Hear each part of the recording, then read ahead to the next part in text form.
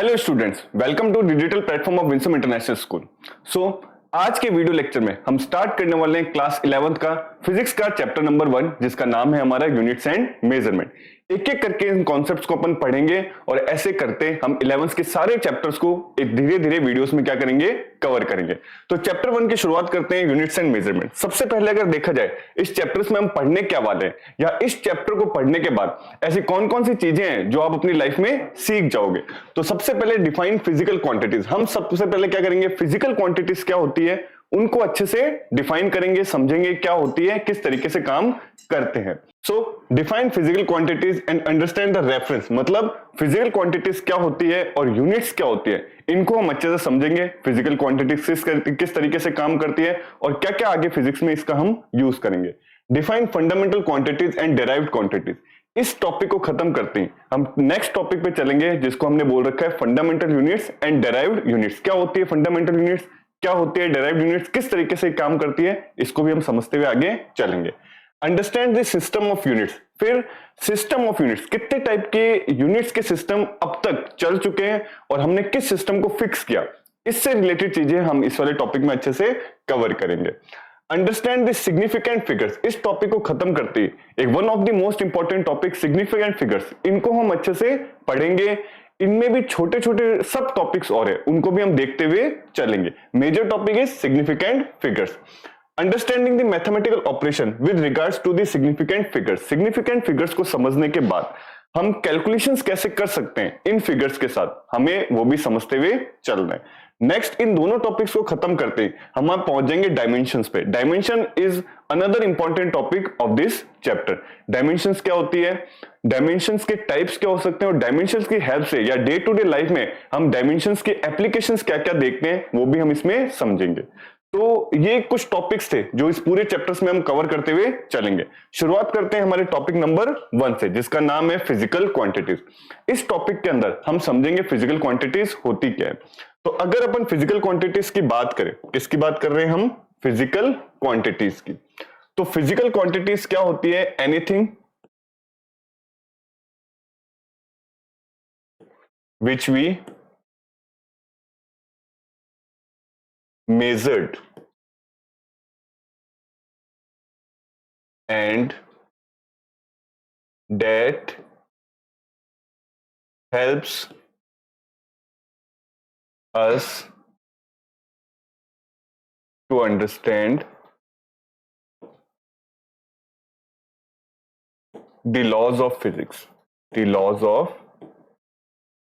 physics। वो हर चीज जिसको मैं मेजर कर सकता हूं और वो कहीं ना कहीं आने वाले जो हम फिजिक्स पढ़ने वाले में उसमें हमारी क्या करेगी, हेल्प करेगी। उन सारी क्वांटिटीज को या उन सब चीजों को मैं क्या बोल देता हूं, फिजिकल क्वांटिटीज। अगर अपन बात करें, अगर मैं फिजिक्स में आपको फोर्स समझाना चाह रहा हूं, क्या समझाना चाह रहा हूं मैं, फोर्स।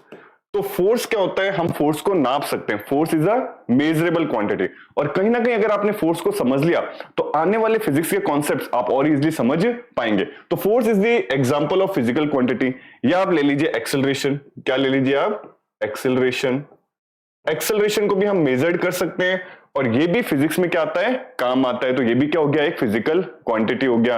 आप कुछ भी ले सकते हैं, आप स्पीड ले लीजिए, आप वेलोसिटी ले लीजिए, आप मोमेंटम ले लीजिए। तो हर चीज जिनको मैं मेजर कर सकता हूं और कहीं ना कहीं वो फिजिक्स को समझने में हमारे क्या आती है, काम आती है, उनको हम क्या बोल देते हैं सर, फिजिकल क्वांटिटीज बोल देते हैं। आई होप फिजिकल क्वांटिटी आपको अच्छे से समझ आया होगा। इसी के साथ मूव करते हैं नेक्स्ट टॉपिक पे, नीड फॉर द मेजरमेंट। हमारा चैप्टर का नाम ही यूनिट्स एंड मेजरमेंट है। मेजरमेंट की अगर सीधी सीधी डेफिनेशन देखी जाए तो ये क्या होता है, it is a comparing process. Comparing process. हम इस चीज को या इस टॉपिक को या मेजरमेंट क्या होता है इसको ढंग से कुछ एग्जांपल से समझते हैं। लेट्स से मैंने एक टास्क दे दिया, मैंने बोला ये मेरा घर है, जिसको हमने क्या नाम दिया, होम, और ये मैंने बोला एक डिस्टेंस पर स्कूल है। लेट्स से ये मैंने क्या बना दिया, स्कूल। एक मेरा होम हो गया और मेरा क्या हो गया, स्कूल हो गया। अब मैंने आपको बोला इसका डिस्टेंस नापो, या चलो ये वाला डिस्टेंस बहुत ज्यादा होगा, हम एक एकदम छोटा सा एक्सपेरिमेंट लेते हैं। मान लेते हैं आपके घर के सामने वाली जो वॉल है, मैंने बोला आप इसको मेजर करके आओ। क्या करके आओ? मेजर। अब आज के टाइम पे तो हम इसको यूनिट्स में मेजर करवा लेते हैं। मैंने बोला ये 5 मीटर की वॉल है या 1 किलोमीटर की वॉल है, जितनी भी होगी हम इसमें यूनिट्स में दे देते हैं। लेकिन मान लो एक ये ऐसा टाइम है जब अपने पास यूनिट्स थी नहीं, तो आप कैसे मेजर करोगे? आप जो आपको टूल मिलेगा आप उससे मेजर करोगे। किसी को अगर मान लेते हैं पेंसिल मिलेगी, क्या मिलेगी? पेंसिल। तो पेंसिल के हिसाब से नाप के लाएगा वो, एक एक पेंसिल को रखेगा और वो बोलेगा कि मेरी जो वॉल है, लेट्स से ये स्टूडेंट नंबर 1 हो गया, उसने मेजर करके लाया कि मेरी जो वॉल का मेजरमेंट है वो 5 पेंसिल्स के बराबर है। किसके बराबर है? 5 पेंसिल्स के। लेट्स से एक और स्टूडेंट था, उसने जो वॉल नापी, उसने जो कंपेयर किया, उसने पेंसिल्स का यूज नहीं किया। मान लेते हैं उसने जो स्कूल किया, उसने एक बड़ी सी स्टिक थी उसका यूज कर लिया, और उसने बोला जब मैंने वॉल को नापा तो मेरी जो वॉल थी वो 4 स्टिक्स के बराबर आ गई थी। 4 स्टिक्स के क्या आ गई थी? बराबर।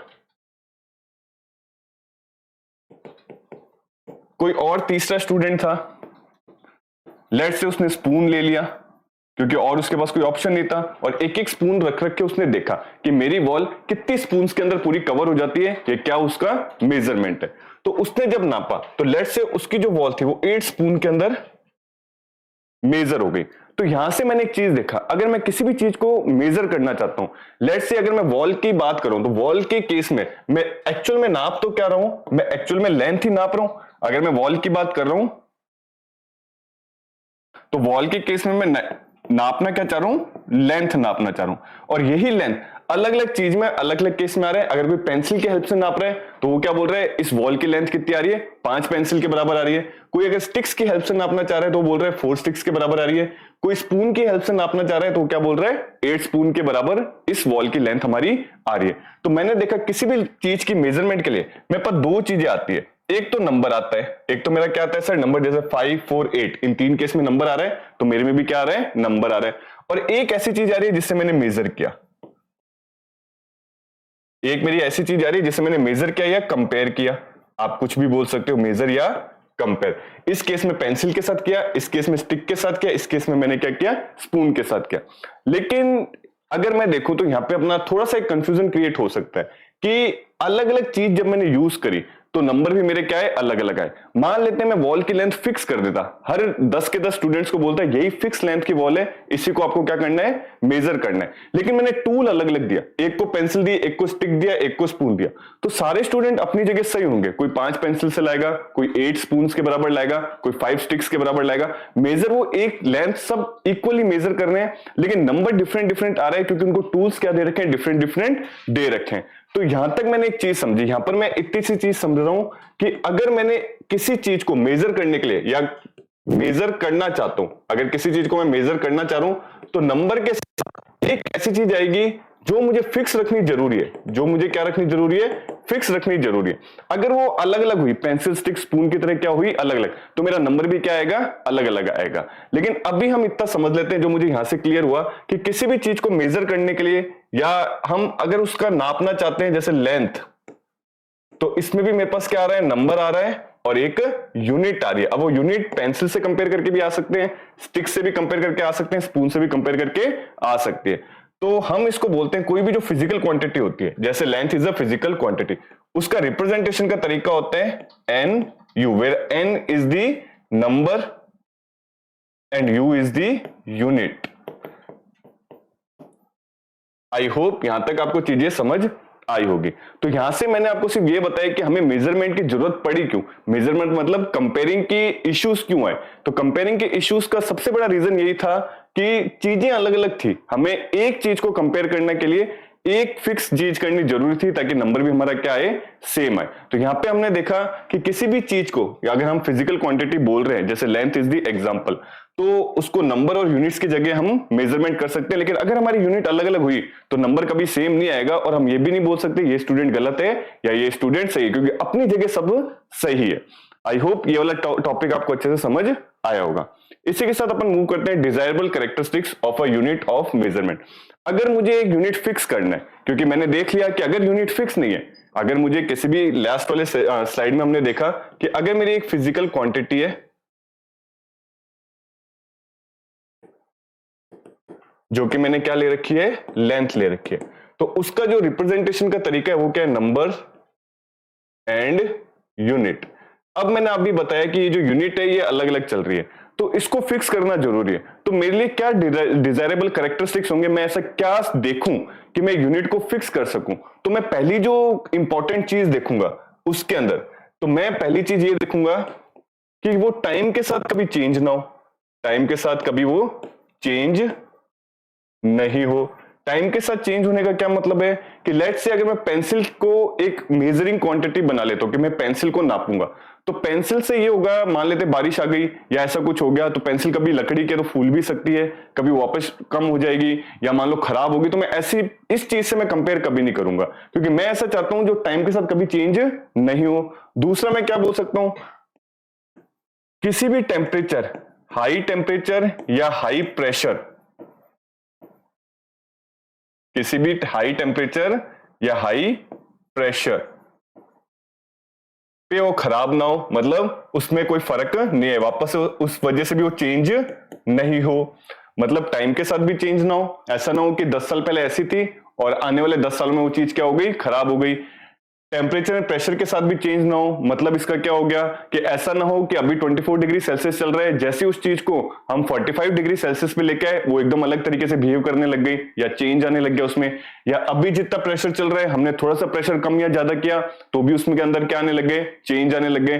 तो ये कुछ क्वालिटीज है जो मैं चाहता हूं कि एक यूनिट को कंपेयर करने के लिए, क्योंकि मुझे एक फिक्स चीज चाहिए। मैं या तो अगर लेंथ नाप रहा हूं तो या तो मैं पेंसिल को फिक्स करूं सबके लिए, या मैं स्टिक को फिक्स करूं सबके लिए, या फिर मैं स्पून को फिक्स करूं सबके लिए। तो अगर मैं स्पून चुनता हूं या मैं स्टिक चुनता हूं या मैं पेंसिल चुनता हूं, मैं किसको चुनूं, तो मैं ऐसी कौन सी कैरेक्टरिस्टिक्स देखूं जिससे मुझे थोड़ी सी हेल्प हो जाए किसी चीज को चूज करने में, कि अगर सबके लिए मैं उसको यूनिवर्सल बनाना चाहूं तो मैंने देखा टाइम के साथ वो चेंज नहीं होनी चाहिए, ये कंडीशन नंबर 1 आ गई। फिर मैं जाता हूं टेम्परेचर और प्रेशर के साथ भी वो चेंज नहीं होनी चाहिए, ये कंडीशन दूसरी आ गई।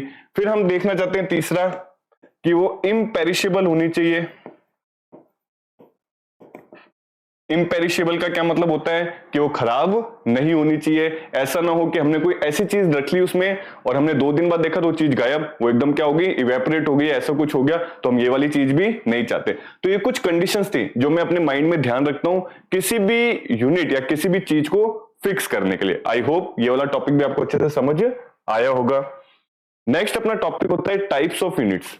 अभी मैंने आपको थोड़ी देर पहले बताया, क्या बताया था मैंने आपको अभी, कि टाइम, अगर अपन यूनिट्स मतलब अपन कंपेयरिंग की चीज देखें तो पहले के टाइम में हमारे पास अलग अलग सिस्टम चलते थे। मतलब कुछ लोग किसी चीज से कंपेयर कर रहे हैं, भाई हम उसको गलत नहीं कर सकते। मैंने अभी आपसे बात करी थी कि अगर आप एक बॉल की लेंथ पेंसिल लेके नाप रहे हैं तो ऐसा नहीं आप गलत कर रहे हो, या कोई स्टूडेंट स्पून लेके नाप रहे हैं तो ऐसा नहीं वो भी गलत कर रहे हैं। वो दोनों अगर फिक्स लेंथ नाप रहे हैं तो अपनी अपनी जगह दोनों सही है। तो ये पहले तक तो ठीक था, हर कंट्री अपनी अपनी चीजें लेके चल रही थी, उनको मेजर कर रही थी। लेकिन जैसे जैसे टाइम बढ़ा, टेक्नोलॉजी का इन्वॉल्वमेंट हुआ, हमारा जो डिस्टेंस है ये क्या हो गया, कम हो गया। अब हम 2 घंटे में कहीं पर भी पहुंच सकते थे। अगर हम 2 घंटे में कहीं पर भी पहुंच सकते हैं तो वहां पे जो स्टडीज चल रही है, या मैं आज इंडिया का हूं तो मैं बाहर जाकर भी पढ़ाई कर सकता हूं।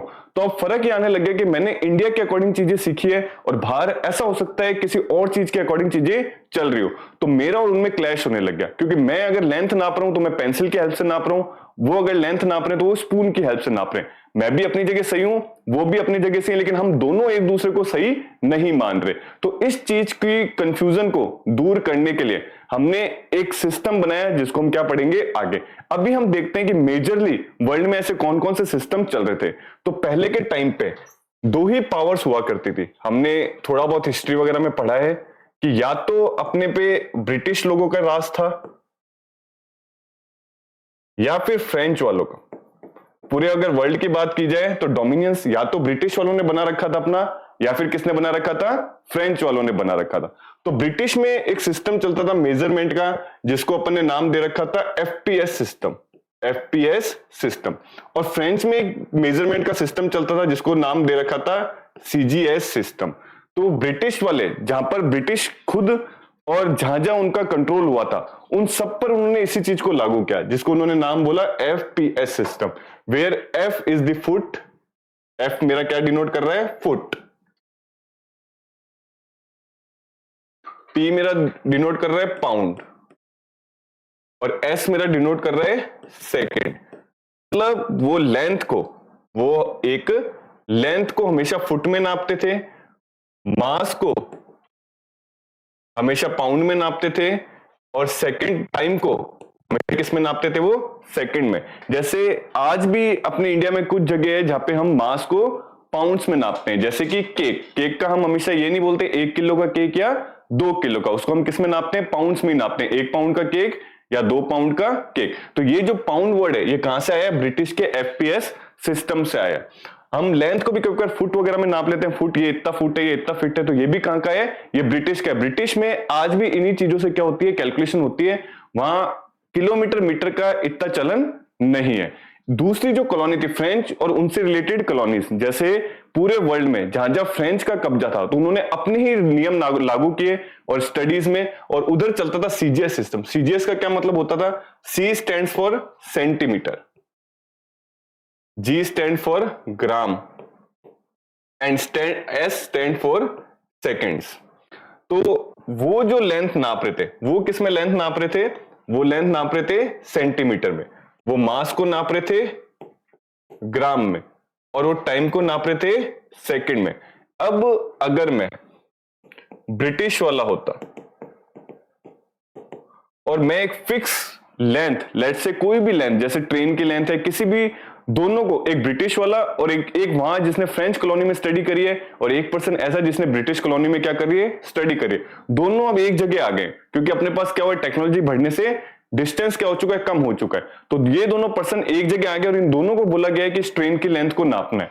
तो एक जो ब्रिटिश वाला होगा, वो जो ट्रेन की लेंथ नापेगा, फुट में नापेगा। लेट से उसने बोल दिया 50 फुट, उसने क्या बोल दिया? 50 फुट की ट्रेन है।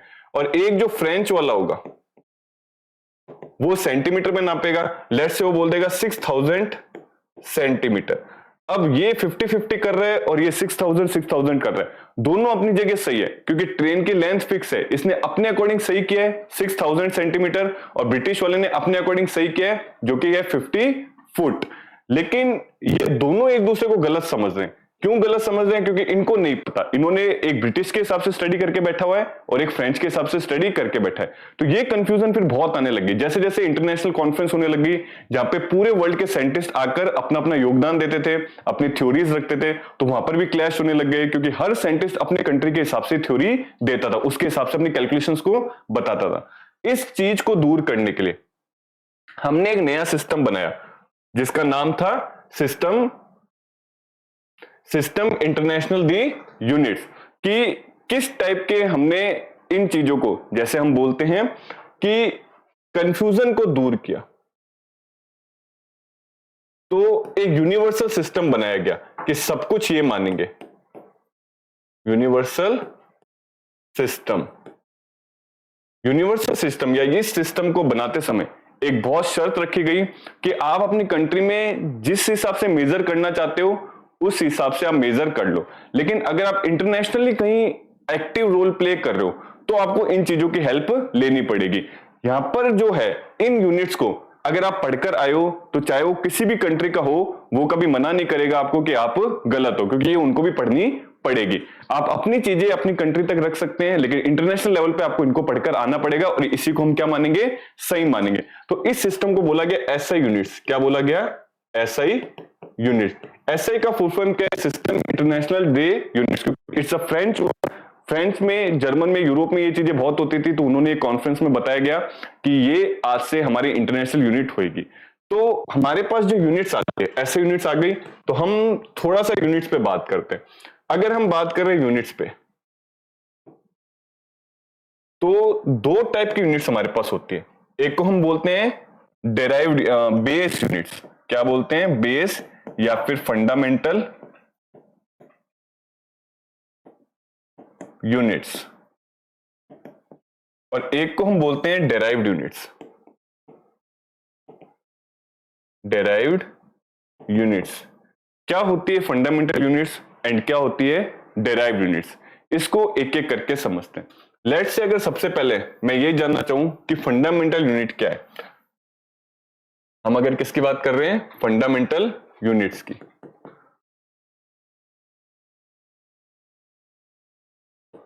फंडामेंटल यूनिट्स, अगर हम फंडामेंटल यूनिट्स की बात करें तो हम क्या बोलते हैं, दीज आर दी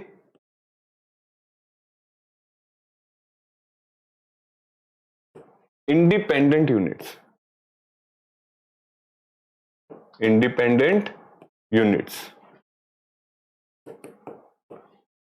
या सेकंड, हम अगर डेराइव्ड की बात करें, अभी मैं अच्छे से समझाता हूं इंडिपेंडेंट का क्या मतलब है। सेकंड कौन सी थी अपनी, derived units.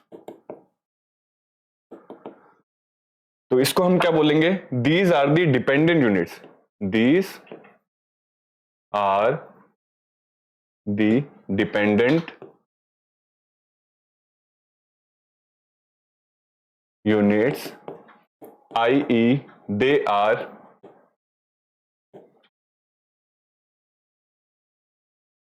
comes from fundamental units. Fundamental units.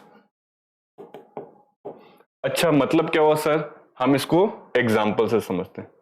Let's say मैं वेट या फिर हम मास नापना चाह रहे हैं, हम क्या नापना चाह रहे हैं, मास को। तो मास को लेट्स से हमने नाप लिया केजी में, किस में नाप लिया हमने, केजी। मास की ऐसी यूनिट क्या होती है, केजी होती है। लेकिन मैंने एक देखा, मास मतलब मास है, इसका कोई ऐसा फॉर्मूला नहीं है जिसकी हेल्प से मैं इसको निकालना चाह रहा हूं। लेट्स से मैं इसको टाइम में निकालना चाह रहा हूं, मैं टाइम को मेजर करना चाह रहा हूं। तो टाइम को किस में अपन नापते हैं, सेकंड्स में नापते हैं। तो ऐसा नहीं है कि कोई मेरे पास फॉर्मूला है, कोई मेथड है, ये मैंने फिक्स कर दिया टाइम को मैं सेकंड्स में नापूंगा तो मैं सेकंड्स में ही नापूंगा। लेकिन अगर, या एक चीज और ले लेते हैं, लेट्स से मैं डिस्टेंस नापना चाह रहा हूं, या हम नापना चाह रहे हैं किसी भी चीज की लेंथ, तो लेंथ को भी हमने फिक्स कर रखा है। लेट्स से हमने बोला लेंथ को हम किस में नापेंगे, आज से मीटर में ही नापेंगे। तो लेंथ हो गया, टाइम हो गया, मास हो गया, ये अपने आप में, ये किसी और से नहीं निकल के आए। मास है तो अपने आप में इंडिविजुअल यूनिट है, टाइम है तो अपने आप में इंडिविजुअल यूनिट है, आपका लेंथ है तो ये अपने आप में इंडिविजुअल यूनिट है। लेकिन अगर मैं थोड़ा सा इसको चेंज कर दूं, मैंने बोला स्पीड, मैंने क्या बोल दिया, स्पीड। तो स्पीड का जो फॉर्मूला होता है वो होता है डिस्टेंस अपॉन टाइम। तो अगर मैं स्पीड की बात कर रहा हूं, डिस्टेंस मतलब लेंथ, लेंथ अपॉन टाइम, तो स्पीड की जो यूनिट आएगी वो डिपेंड है किस पे, लेंथ एंड टाइम पे। तो हमने क्या बोला, स्पीड की जो यूनिट आएगी, या हम इसको ऐसे बोल सकते हैं, unit of speed comes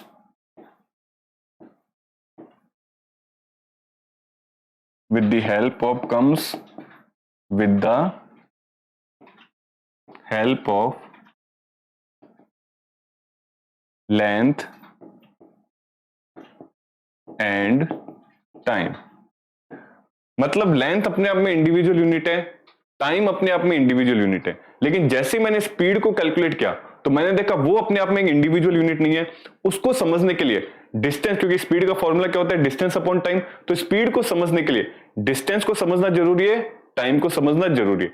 distance हमेशा अपन लेंथ मानते हैं और टाइम को अपन क्या मानते हैं, सेकंड। तो स्पीड की यूनिट इंडिविजुअली तो नहीं आई, लेकिन लेंथ और टाइम की हेल्प से निकल कर आ गई। एक और अपन देखते हैं, लेट्स से मैंने एक्सेलरेशन बोला, मैंने क्या बोल दिया, या हम फोर्स का बोल देते हैं। लेट्स से अपन ने क्या बोला, फोर्स। तो फोर्स का जो फॉर्मूला होता है वो क्या होता है, मास इनटू एक्सेलरेशन। मास की एसआई यूनिट क्या होती है हमारी, केजी, और एक्सेलरेशन की क्या होती है, मीटर पर सेकंड स्क्वायर। या हम ऐसे भी बोल सकते हैं, मास तो मास है और मीटर क्या हो गया, लेंथ हो गया, और ये क्या हो गया, टाइम। मतलब फोर्स को समझने के लिए, या फोर्स की जो यूनिट है वो तीन चीजों पे डिपेंड कर रही है, मास पे भी डिपेंड कर रही है, लेंथ पर भी डिपेंड कर रही है, और टाइम पर भी डिपेंड कर रही है। तो हमने एक स्टेटमेंट और लिखी यहां से कि the unit of force comes, the unit of force comes with the help of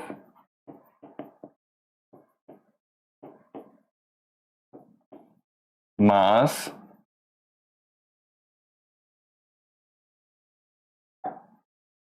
length and time. तो यहां से मैंने कुछ एग्जांपल से सिर्फ दो बातें समझने की कोशिश करी। पहली बात क्या समझने की कोशिश करी कि मास हो गया, लेंथ हो गया, टाइम हो गया, ये इंडिविजुअल यूनिट्स है, ये किसी की हेल्प से मैंने नहीं निकाली। लेकिन वही अगर मैं स्पीड और एक्सेलरेशन की बात करूं तो स्पीड और एक्सेलरेशन एक इंडिविजुअल यूनिट नहीं है, इनकी मैंने कुछ यूनिट से हेल्प लेकर इनको समझने की कोशिश करी। तो ऐसे यूनिट्स जिनकी इंडिविजुअलिटी होती है उनको मैं बोलता हूं फंडामेंटल यूनिट्स। ऐसी यूनिट्स जिनकी क्या होती है इंडिविजुअल, जैसे मास हो गया, टाइम हो गया, लेंथ हो गया, इनको मैंने क्या बोला है सर फंडामेंटल यूनिट्स बोला है। और ऐसी यूनिट्स जो दूसरी इनकी हेल्प से निकलती है उनको अपन ने क्या बोल दिया डेराइव्ड यूनिट, जैसे आपका क्या हो गया स्पीड हो गया या डिस्टेंस हो गया। आई होप यहां तक आपको चीजें समझ आएगी। एक नेक्स्ट 2 सेकंड्स में मैं आपको ये पूरा कंक्लूड करता हूं ताकि आपके लिए क्या हो जाए एकदम इजी हो जाए।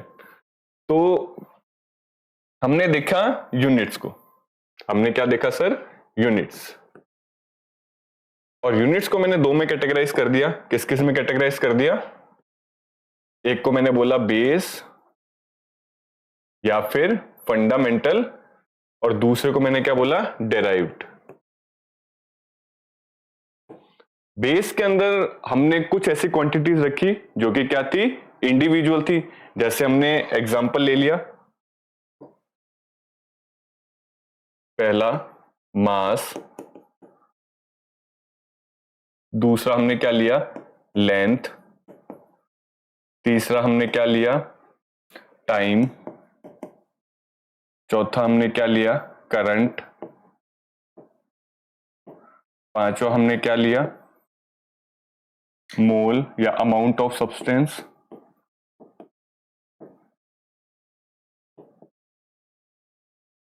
छठा हमने क्या लिया टेम्परेचर,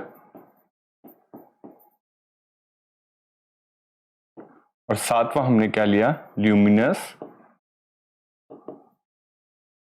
इंटेंसिटी।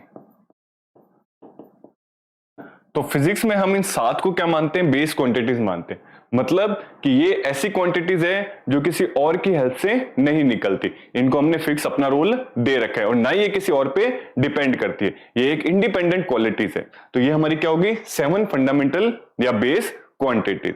लेकिन अगर हम किसकी बात करें डेराइव्ड की, डेराइव्ड क्वांटिटीज क्या होती है जो इनसे मिलके बनती है। Derived quantities are those quantities जो हमारी इनसे मिलकर बनती है with the help of base quantity. इसके बहुत सारे एग्जांपल हो सकते हैं, जैसे फोर्स हो गया, फोर्स किस किस से मिलके बनता है मास इनटू एक्सेलरेशन से। जैसे आपका आप ले लो स्पीड, ले लो स्पीड क्या हो गया डिस्टेंस अपॉन टाइम हो गया। जैसे आप क्या ले सकते हो स्पीड हो गया, फोर्स हो गया, और भी बहुत सारी ऐसी क्वांटिटीज होती है। एक्सेलरेशन ले लो जो कि किससे बनता है आपका स्पीड अपॉन टाइम से। आप वर्क डन ले लो जो कि किससे बनता है फोर्स इनटू डिस्प्लेसमेंट से। आप काइनेटिक एनर्जी ले लो जो कि किससे बनता है हाफ mv स्क्वायर से। आप चाहो तो मोमेंटम ले लो जो कि किससे बनता है मास इनटू वेलोसिटी से। ऐसी बहुत सारी क्वांटिटीज में जैसे जैसे अपन फिजिक्स में आगे बढ़ेंगे अपन को 1 बाय 1 ऐसी बहुत सारी क्वांटिटीज मिलेगी जो मुझे पता चलेगा कि इनकी हेल्प से मिल रही है। तो these are the base quantities and these are the derived quantities and we discussed about the two categories of units। अच्छा वही वाली बात हो गई वापस से, अगर बेस क्वांटिटीज है तो हर कंट्री में अपने अपने हिसाब से मेजर हो रहे होंगे। टाइम सेकंड में भी हो सकता है, मिली सेकंड में भी हो सकता है, लेंथ आपकी सेंटीमीटर में भी हो सकती है, मीटर में भी हो सकती है, किलोमीटर्स में भी हो सकती है, मास आपका केजी में भी हो सकता है, ग्राम में भी हो सकता है, हर चीज में हो सकता है। तो फिर अपना एसआई यूनिट का रोल आ जाता है। फिर हमारा किसका रोल आ जाता है सर एसआई यूनिट्स का। तो हमने बोला कि हम दो टाइप के सिस्टम से नहीं चाह रहे थे चीजों को चलाना। जो दो टाइप के सिस्टम चल रहे थे मैंने अभी डिस्कस किए कौन से, एक तो सीजीएस सिस्टम चल रहा था और एक कौन सा सिस्टम चल रहा था एफपीएस सिस्टम चल रहा था। मैंने बोला नहीं मैं इन चीजों से नहीं चलाना चाहूंगा, मैं चलाना चाहूंगा एसआई यूनिट से। तो इनको मैंने फिक्स किया। अब जो मैं यूनिट्स लिखने जाऊंगा इनकी, ये हमारी क्या होती है, इंटरनेशनल लेवल की यूनिट्स होती है। आप अपनी कंट्री में भले फुट से लेंथ को मेजर करो या आपने फीट से मेजर करो या सेंटीमीटर से मेजर करो, इससे फर्क नहीं पड़ेगा। हमारे ऐसे यूनिट में बोला है कि अगर आपको लेंथ को मेजर करना है, अगर आपको किसको मेजर करना है सर, लेंथ को मेजर करना है, तो लेंथ का मेजरमेंट हमेशा किस में आएगा, मीटर के अंदर आएगा। आप फुट या फीट में अपने घर पे या अपनी कंट्री में कर सकते हो, इंटरनेशनल लेवल पे आपको किस पे लेवल करना पड़ेगा, मीटर। और मीटर हर कंट्री अपने स्कूल में या अपने एजुकेशन सिस्टम में इंक्लूड करेगी, ताकि बच्चा या आने वाली जनरेशन अगर इंटरनेशनल लेवल पे कुछ बताना चाहती है तो उसको मीटर का क्या हो, नॉलेज हो। तो बचपन से उन चीजों का क्या दिया जाता है, नॉलेज उनको दिया जाता है। नेक्स्ट, अगर मुझे मास को नापना है, किसको नापना है सर, मास को, तो मास आप अपनी कंट्री में भले ग्राम में नापो, भले आप मिलीग्राम में नापो, भले आप पाउंड्स में नापो, लेकिन अगर इंटरनेशनल लेवल पे आपको अपने थ्योरी या डाटा को लेके जाना है तो आपका मास हमेशा किस में होना चाहिए, किलोग्राम में, किलोग्राम। तो KG is the SI unit, KG is the SI unit of mass, metre is the SI unit of length. वैसे टाइम को हमने किस में नापा, सेकंड्स में, और second is the SI unit of time. Current को हमने नापा एम्पियर में, and A is the symbol, हम यहां पर इसको बोल सकते हैं ये आपके ऐसा यूनिट्स हो गई, और यहां पर अपन क्या लिख लेते हैं, उनके सिंबल्स। अमाउंट ऑफ सब्सटेंस को हमने किस में नापा, मोल में, और ये उसकी होगी सिंबल। टेम्परेचर को हमेशा अपन ने, वैसे अपनी आम भाषा में अपन डिग्री सेल्सियस या डिग्री फ़ारेनहाइट में करते हैं, लेकिन इंटरनेशनल यूनिट में ना ही डिग्री सेल्सियस चलेगा आपका, ना ही डिग्री फ़ारेनहाइट चलेगा। आपको क्या यूज करना पड़ेगा, केल्विन, जो कि क्या आ गया आपका, के आ गया। अमाउंट ऑफ इंटेंसिटी या ल्यूमिनस इंटेंसिटी आपका क्या होता है, कैंडेला, और इसका सिंबल क्या होता है, सीडी। तो ये कुछ बेस क्वांटिटीज हो गई, और इन बेस क्वांटिटीज को हमने डिफाइन कर दिया इंटरनेशनल सिस्टम के हिसाब से। अब इन सिस्टम से जो भी मैं बनाऊंगा, इन क्वांटिटीज से जो भी मैं डेराइव्ड क्वांटिटीज बनाऊंगा, वो भी इन्हीं में होगी। तो हमने जैसे स्पीड को किया, हमने क्या नापा, अगर स्पीड को, तो स्पीड होता है डिस्टेंस अपॉन टाइम। तो डिस्टेंस को मैं सेंटीमीटर अपॉन में सेकंड नहीं रख सकता, डिस्टेंस को मैं किलोमीटर अपॉन में सेकंड नहीं रख सकता। तो स्पीड को अगर मुझे डिस्टेंस अपॉन में टाइम रखना है और ऐसे यूनिट के हिसाब से रखना है, तो डिस्टेंस मेरा क्या हो जाएगा, मीटर, और टाइम हो जाएगा मेरा सेकंड। तो यहां से इसकी जो स्पीड की ऐसे यूनिट है वो निकल के आएगी मीटर पर सेकंड। स्पीड की ऐसे यूनिट क्या निकल के आ जाएगी मेरी, मीटर पर सेकंड। तो ऐसे यूनिट ऑफ स्पीड हम क्या पढ़ते हैं, मीटर पर सेकंड। आप डिस्टेंस ले लो, डिस्टेंस मतलब क्या होता है, लेंथ होता है। तो डिस्टेंस हमेशा किसमें नापा जाता है, मीटर में। स्पीड ले लो, वेलोसिटी ले लो, वो हमेशा किसमें नापी जाएगी, मीटर पर सेकंड में नापी जाएगी। वही उसकी क्या होती है, ऐसा यूनिट होती है। अगर आप एक्सेलरेशन लोगे तो वो क्या हो जाएगा, मीटर पर सेकंड स्क्वायर हो जाएगा। आई होप यहां तक की चीजें आपको समझ आई होगी। सिस्टम, इंटरनेशनल, दे यूनिट्स, ऐसा यूनिट्स भी आपको अच्छे से समझ आया होगा। इसी के साथ अब मूव करते हैं हमारे नेक्स्ट टॉपिक पे। हमारा नेक्स्ट टॉपिक बोलता है एडवांटेजेस ऑफ ऐसा यूनिट। भाई ऐसा यूनिट आने से हमें क्या क्या एडवांटेजेस हुए। एडवांटेजेस ये हुआ, सबसे पहला एडवांटेज क्या हुआ कि जो ऐसा यूनिट्स थी ये कोहेरेंट सिस्टम को फॉलो कर रही थी। कोहेरेंट सिस्टम का क्या मतलब होता है सर, कि अगर मुझे एक यूनिट से दूसरी यूनिट में चेंज करना है तो आराम से मल्टीप्लिकेशन के फॉर्म में हम जा सकते हैं। कैसे मल्टीप्लिकेशन के फॉर्म में जा सकते हैं, भाई मैंने बोला कि 1 किलोमीटर है, 1 किलोमीटर में कितने होते हैं सर आपके, 1000 मीटर होते हैं। अच्छा 1 मीटर में कितने होते हैं आपके, 100 सेंटीमीटर होते हैं। अच्छा 1 सेंटीमीटर में आपके कितने हो जाते हैं, 10 मिलीमीटर होते हैं। तो मैं देखूंगा कि इनमें जो कन्वर्जन है, यूनिट्स का जो क्या है मेरा कन्वर्जन, ये कहीं ना कहीं 10 के मल्टीप्लिकेशन पे चलता है। किसके मल्टीप्लिकेशन पे चलता है, मतलब मैट्रिक्स सिस्टम को फॉलो करता है। और मैट्रिक्स सिस्टम को फॉलो कर रहा है मतलब कन्वर्जन मेरे लिए क्या है, इजी है। तो इसलिए मैं बोल सकता हूं कहीं ना कहीं ये कैसा सिस्टम फॉलो करते हैं, कोहेरेंट सिस्टम फॉलो करते हैं। इनमें कन्वर्जन भी क्या होगा, इजी होगा, और इसमें एक जगह से दूसरी जगह जाने में ज्यादा मैथमेटिकल ऑपरेशंस मुझे नहीं करने पड़ते। सिंपल डाटा से मैं इनमें क्या कर सकता हूं, कन्वर्ट कर सकता हूं, जो भी मैंने ऐसे यूनिट्स मेरी लिए। सेकेंड जो इसका अच्छा एग्जाम्पल है वो है रैशनल सिस्टम। Rational system. अगर मैं रैशनल सिस्टम की बात कर रहा हूं तो रैशनल सिस्टम में क्या होता है, जैसे कि मान लेते हैं एनर्जी लिया मैंने क्या लिया, एनर्जी। तो एनर्जी चाहे कोई सी भी एनर्जी हो, एनर्जी मेरी चाहे कोई सी भी हो, लेट्स से वो काइनेटिक एनर्जी हो, लेट्स से वो पोटेंशियल एनर्जी हो, चाहे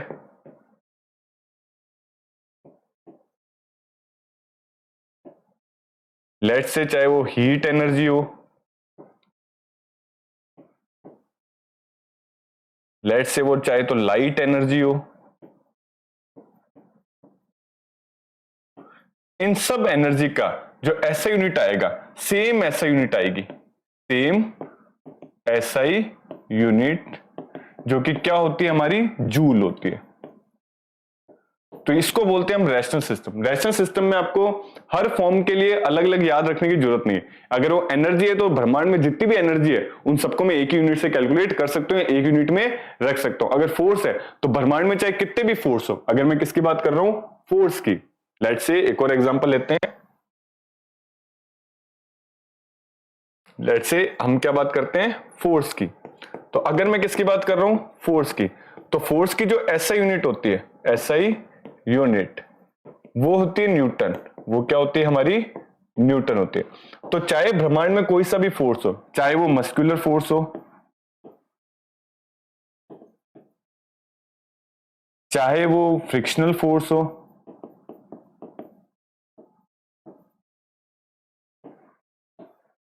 चाहे वो ग्रेविटेशनल फोर्स हो,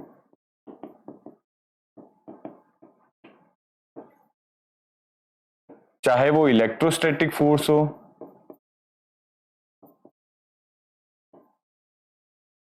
इन सब की जो एसआई यूनिट आएगी वो क्या आएगी सर, आपकी न्यूटन आएगी। तो यही मेरे को क्या सिखाता है, रैशनल सिस्टम सिखाता है कि डिफरेंट डिफरेंट फॉर्म्स के लिए मुझे अलग अलग यूनिट्स याद करने की जरूरत नहीं है। तो बेसिकली एसआई यूनिट के दो एडवांटेज हमें मिले, एक तो कोहेरेंसी मिली। कोहेरेंसी का क्या मतलब होता है कि इजी टू मल्टीप्लाई है, इजी टू कन्वर्ट है, 10th मैट्रिक सिस्टम को क्या करती है, फॉलो करती है। दूसरा रैशनल सिस्टम मिला। रैशनल सिस्टम का क्या मतलब होता है, डिफरेंट डिफरेंट फॉर्म्स के लिए मुझे कभी different different types of SI units याद रखने की जरूरत नहीं पड़ी। मैंने सिर्फ एक यूनिवर्सल मतलब फोर्स को याद किया, तो उसके अंदर जितनी भी फोर्स है सबके लिए मेरे क्या हो गया, वो एक ही हो गया। आई होप ये वाली चीज आपको अच्छे से समझ आई होगी। इसी के साथ मूव करते हैं नेक्स्ट टॉपिक पे। अगर मैं बात कर रहा हूं some practical units, some practical units की अगर हम बात की जाए, तो अगर अपन लेंथ की बात की जाए तो लेंथ में एक यूनिट आती है लाइट ईयर। सबसे पहले तो लाइट ईयर, ईयर सुन के हमें लगता है एक एक टाइम की यूनिट है, बट नहीं, टाइम की यूनिट नहीं होती, ये होती है यूनिट ऑफ लेंथ। ये क्या होती है हमारी, यूनिट ऑफ लेंथ। और ये हमें जो देती है वो क्या डाटा देती है, it is the distance, it is the distance travelled by the light,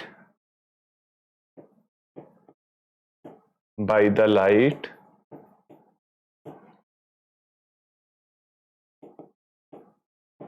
in 1 year, in 1 year।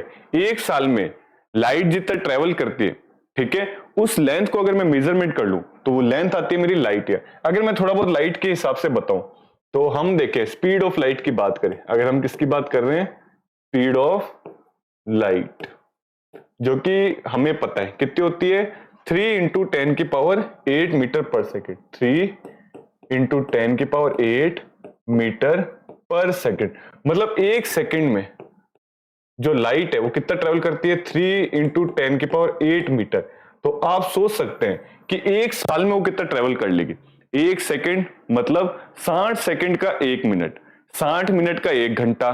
तो ऐसे करके अगर अपन दिन की बात कर लें तो 24 घंटे आ जाते हैं, और ऐसे करके हम महीने की बात कर लें तो 30 इंटू 24, इतने हमारे क्या आगे, घंटे आगे एक महीने में।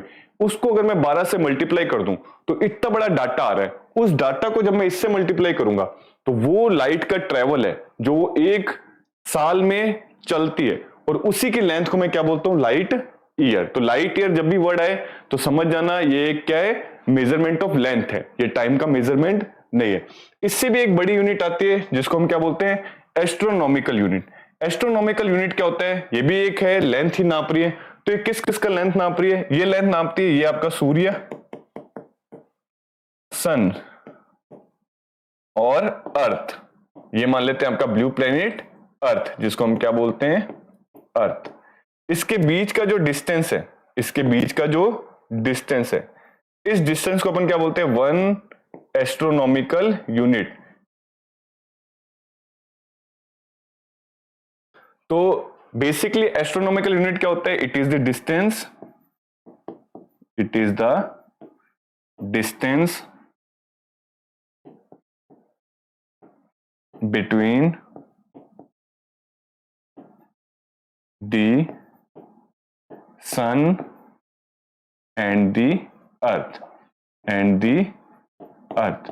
तो अर्थ और सन के बीच के डिस्टेंस को हम जिस यूनिट में नापते हैं उसको हम क्या बोलते हैं, एस्ट्रोनॉमिकल यूनिट। तो 1 एस्ट्रोनॉमिकल यूनिट में कितने मीटर होते हैं, 1.496 इंटू 10 की पावर 11 मीटर। तो ये हमारा एस्ट्रोनॉमिकल, एक एस्ट्रोनॉमिकल यूनिट में इतने सारे मीटर्स हमारे होते हैं। तो हमने दो ऐसी यूनिट्स पढ़े जो लेंथ को मेजर करते हैं, पहली लाइट ईयर हो गई और दूसरी क्या होगी, एस्ट्रोनॉमिकल यूनिट। ये हमारे प्रैक्टिकल यूनिट्स है, ये हम इन्हीं में डाटा वगैरह को इसी में चीज में क्या करते हैं, कैलकुलेट करते हैं। सेकंड आती है माइक्रोन। माइक्रो क्या हो गया, ये एक स्मॉल यूनिट है। अभी तक हम लार्ज डिस्टेंस की बात करते हैं, ये स्मॉल डिस्टेंस की, स्मॉल डिस्टेंस की यूनिट है। और ये बेसिकली क्या नापने में आती है, वेवलेंथ नापने में आती है। अगर हम माइक्रोन, 1 माइक्रोन देखें, 1 माइक्रोमीटर देखें, तो एक माइक्रोन में कितने होते हैं, 10 की पावर 6 मीटर हो जाते हैं। कितने हो जाते हैं, 1 माइक्रोमीटर में कितने हो जाते हैं, 10 की पावर -6 मीटर होते हैं। अगर +6 होते हैं तो अपन चीजें बढ़ाते हैं। 10 की पावर -6 का मतलब कितना है, अगर मैं 1 2 3 4 5 6 1 मीटर को इतने सारे टुकड़ों में तोड़ दूं, 1 मीटर को कितने टुकड़ों में तोड़ दूं, इतने सारे इक्वल पार्ट्स में तोड़ दूं, तो जो मेरे पास एक टुकड़े की लेंथ है वो कितनी है, 1 माइक्रोमीटर है। सेकंड आती है एंगस्ट्रॉम। ये भी किस में यूज होती है, एटॉमिक फिजिक्स में। एटॉमिक फिजिक्स मतलब हमारे पास क्या आ जाते हैं, एटॉमिक लेवल पे कैलकुलेशन आ जाती है। इलेक्ट्रॉन्स हो गए, प्रोटॉन्स हो गए, न्यूट्रॉन्स हो गए, इनमें जो कैलकुलेशंस में हमें लेंथ नापनी होती है तो उसको हम नापते हैं एंगस्ट्रॉम। जैसे कि मान लो मुझे जानना है डायमीटर ऑफ एटम, क्या जानना है, डायमीटर या radius of hydrogen atom, hydrogen atom, मुझे इसकी रेडियस जाननी है। या फिर मुझे जानना है diameter of sodium atom, sodium atom. तो इनकी जब लेंथ वगैरह मतलब एटॉमिक लेवल पे जब हम कैलकुलेशन करते हैं तो हमारे लिए क्या आता है, एंगस्ट्रॉम हमारी ऐसे यूनिट होती है। ये भी किसको नापती है, लेंथ को ही नापती है। तो 1 एंगस्ट्रॉम, सबसे पहले इसका सिंबल कैसा होता है, सिंबल हम ऐसे ए और ऊपर क्या बना देते हैं, डॉट बना देते हैं। तो 1 एंगस्ट्रॉम बराबर कितना होता है, 10 की पावर -10 मीटर। ये क्या होता है, कन्वर्जन होता है कि एक एंगस्ट्रॉम को हम कितना लेते हैं, 10 की पावर -10 लेते हैं। एक और यूनिट आती है फर्मी। कैसी, कौन सी यूनिट आती है हमारी, फर्मी। फर्मी में क्या होता है, या फर्मी, 1 फर्मी है ना, 1 फर्मी किसके बराबर होती है हमारी, 10 की पावर -13 मीटर के। तो एक फर्मी किसके बराबर हो जाता है हमारा, 10 की पावर -13 मीटर की बात हो जाती है। अगर हम और देखना चाहें, हम क्या देखना चाहें, यूनिट्स ऑफ मास देखना चाहें, यूनिट्स ऑफ मास। तो अगर लार्जेस्ट मतलब बड़े लेवल पे देखना चाहें, एक हम किस पे देखते हैं, लार्जेस्ट या फिर बड़े लेवल पे, और एक स्मॉल लेवल पे, स्मॉल लेवल। तो अगर लार्जेस्ट पे देखा जाए तो सबसे जो बड़ी यूनिट अपन देखते हैं वो देखते हैं Chandrashekhar unit, Chandrashekhar unit. Chandrashekhar unit मेरी क्या बोलती है, चंद्रशेखर यूनिट बोलती है, सीधी सी बात है, क्या यूनिट ऑफ मास हमें क्या देगी, मास के बारे में बताएगी। तो चंद्रशेखर यूनिट या 1 चंद्रशेखर यूनिट, CSU, किसके बराबर होता है, 1.4 times the mass of our sun, हमारे सन के 1.4 टाइम्स जो मास होता है वो किसके बराबर होता है, चंद्रशेखर यूनिट। इतना मास हम कितना मानते हैं, एक चंद्रशेखर यूनिट को। अगर स्मॉल लेवल पे बात की जाए तो मास ऑफ एटम ले सकते हैं, मास ऑफ एटम जिसको हम क्या बोलते हैं 1 AMU, एटॉमिक मास यूनिट। और ये एटॉमिक मास यूनिट किसके बराबर होती है सर, ये एटॉमिक मास यूनिट किसके बराबर होती है 1/12th part of C12 carbon. इस मास के क्या होती है, ये बराबर होती है। तो हमने क्या देखा जाए, जो हमारी प्रैक्टिकल लाइफ की यूनिट्स है, ये लेंथ के लिए क्या क्या आ रही है और मास के लिए क्या क्या आ रही है। बड़ी से बड़ी यूनिट देखा, जैसे लेंथ में बड़ी से बड़ी यूनिट कौन सी होगी हमारी हमारी हमारी astronomical unit is the big unit. हमारा लाइट ईयर एक बहुत बड़ी यूनिट को दिखाता है। और छोटी से छोटी में हम माइक्रो लेवल पे भी करते हैं, जिसको हम क्या बोलते हैं माइक्रोमीटर, और एंगस्ट्रॉम पे भी करते हैं, फर्मी पे भी करते हैं। और मास में देखा जाए तो बड़ी यूनिट्स की बात की जाए तो एक एग्जांपल हो सकता है चंद्रशेखर यूनिट, जो बहुत ही ज्यादा मास को क्या करता है, रिप्रेजेंट करता है। और एक बहुत छोटे लेवल पे हो सकता है जिसको हम क्या बोलते हैं AMU, जो कि क्या करता है, बहुत छोटे लेवल पे चीजों को बताता है। तो आई होप ये सारी यूनिट्स आपने समझी होगी। तो अगर मैं इस पूरे वीडियो में हमने जो भी पढ़ा उसको 1 मिनट के अंदर कंक्लूड करना चाहूं, तो सबसे पहले हमने जाना फिजिकल क्वांटिटीज क्या होती है। तो all the quantities which can be measured, और हमारे फिजिक्स में जो काम आती है उनको हम क्या बोल देते हैं, फिजिकल क्वांटिटीज बोल देते हैं। फिर दूसरी चीज देखा हमने, डिफरेंट हमारे सिस्टम चल रहे थे। जैसे फ्रेंच, एक सिस्टम हमारा FPS सिस्टम चल रहा था, एक सिस्टम हमारा CGS सिस्टम चल रहा था। तो बहुत ज्यादा कंफ्यूजन आ रही थी। तो हमने देखा किसी ऐसी चीज को कंपेयर किया जाए और इस चीज को क्या किया जाए, फिक्स किया जाए। तो फिर हमने ऐसे यूनिट का क्या लिया, कॉन्सेप्ट लिया, और जितनी भी यूनिट्स थी उनको 2 हिस्सों में बांटा, base units and derived unit. Base units are those units जो इंडिपेंडेंट होती है, किसी और की हेल्प से नहीं बनती, और हमारी derived units are those units जो इनकी हेल्प से अपन बनाते हैं। तो जैसे हमने बेस यूनिट को ऐसे यूनिट दी कि आप मास है तो आप इसी में नापोगे, लेंथ है तो आप इसी में नापोगे, चाहे अपनी कंट्री में कुछ भी नापो, इससे हमारी डेराइव्ड यूनिट्स भी क्या हो गई, फिक्स होने लगी। तो बेस यूनिट को फिक्स किया तो डेराइव्ड यूनिट्स भी अपने आप क्या होने लग गई, फिक्स होने लगे। फिर हमने देखा ये फिक्स करने से तो हमें क्यों करनी पड़ी, हमने किस यूनिट को अच्छा माना, किससे कंपेयर करना अच्छा माना। तो हमने कंडीशंस देखे कि भाई वो खराब नहीं होनी चाहिए, टाइम के साथ, प्रेशर के साथ खराब नहीं होनी चाहिए, टेम्परेचर के साथ खराब नहीं होनी चाहिए, या किसी भी सेंस में वो बस खराब नहीं होनी चाहिए, जैसी है वैसी रहनी चाहिए। फिर ऐसे यूनिट के हमने फायदे देखे। तो हमने देखा कोहेरेंट सिस्टम से देखा, हमने रैशनल सिस्टम से देखा कि एक चीज को पढ़ लो, उससे रिलेटेड जितनी भी फॉर्म्स होती है वो सब क्या होती है, उसके लिए बराबर हो जाती है। ऐसे ही करते करते हमने इस पार्ट में 5 से 6 टॉपिक्स को क्या कर लिया, कवर कर लिया। तो आज के वीडियो लेक्चर में हम इतना ही पढ़ते हैं। आने वाले वीडियो लेक्चर्स में हम आने वाले मेन टॉपिक्स को कवर करेंगे। तब तक के लिए keep learning, keep growing. Thank you.